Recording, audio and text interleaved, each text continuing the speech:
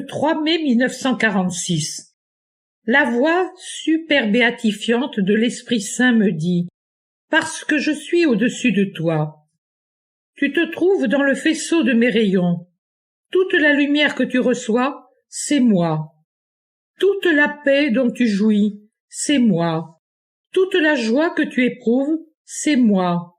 Je me tiens au-dessus de toi, invisible mais présent. Tu es protégé, même si tu te crois seul. Car l'amour ne fait jamais défaut lors des agonies et des sacrifices de ceux qui œuvrent à la gloire de Dieu et à la rédemption des âmes. Je me tenais aux côtés du Verbe immolé, même si rien ne laissait deviner que j'étais là. Il a invoqué le Père comme s'il était absent. Mais pas moi.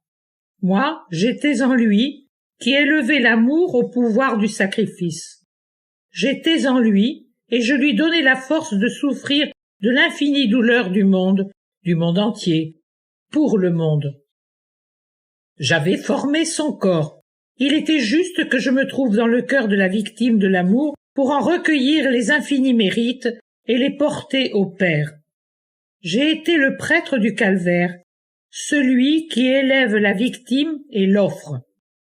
J'étais le prêtre, car l'amour est toujours le prêtre du sacrifice, c'est indispensable. Je suis au-dessus de toi, avec toi, en toi. Je te donne la force de souffrir, et je t'offre au Père, toi et ta souffrance. Laisse-toi immoler par l'amour qui t'aime. Demeure en moi, comme moi en toi. Que la paix de l'amour soit en toi. Cette brève mais réjouissante dictée de l'Esprit Saint, en ces premières heures du premier vendredi de mai, fête de la découverte de la Sainte Croix, vient en réponse à une question que je me posais intérieurement pendant que je priais et souffrais vivement à cause d'une forte crise cardiaque. Je me disais, comment se peut-il qu'une personne souffre matériellement et moralement jusqu'à l'agonie et ressente en même temps une joie si intense qu'elle donne, plus encore que la maladie, l'impression de se consumer tout en étant plus vitale que les médicaments?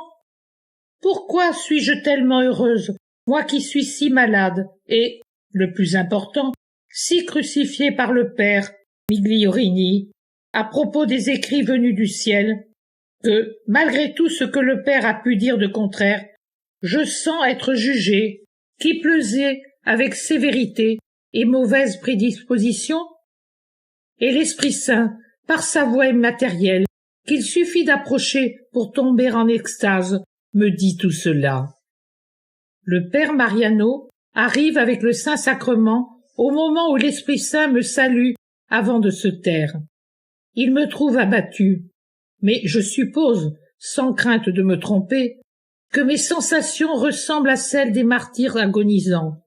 Faiblesse physique et souffrance physique totale, mais joie spirituelle au comble de ce que peut éprouver une créature encore sur la terre.